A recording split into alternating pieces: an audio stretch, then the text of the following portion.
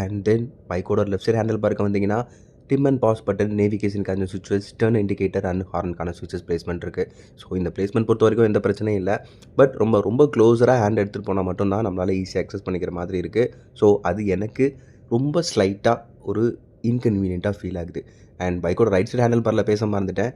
Ignition ஸ்விட்ச் and self start button plus hazard சுவிட்ச்க்கான placement அங்கேயுமே அதே மாதிரியாக தான். பட் சுவிட்சோட குவாலிட்டிலாம் வரைக்கும் என்னை பொறுத்த வரைக்கும் ரொம்ப டீசெண்டாகவே மெயின்டைன் பண்ணியிருக்காங்க.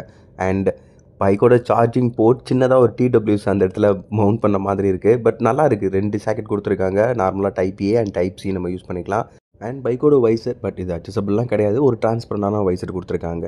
And braking and clutch levers பொறுத்த வரைக்கும் அலுமினியம்லாம் கிடையாது, நார்மலான லிவர்ஸ் தான். And coming to the front profile, peak mudguards மற்ற ஓல்டு ஜென்ரேஷனை விட இந்த ஜென்ரேஷனில் கொஞ்சம் என்ஹான்ஸ் பண்ணுற விதமாக இருக்குது. பட் இதெல்லாம் காஸ்மெட்டிக் சேஞ்சஸ் தான். பட் பார்க்க நல்லா இருக்குது. அதுவும் இந்த ட்வின் ஹெட்லைட்டுக்கு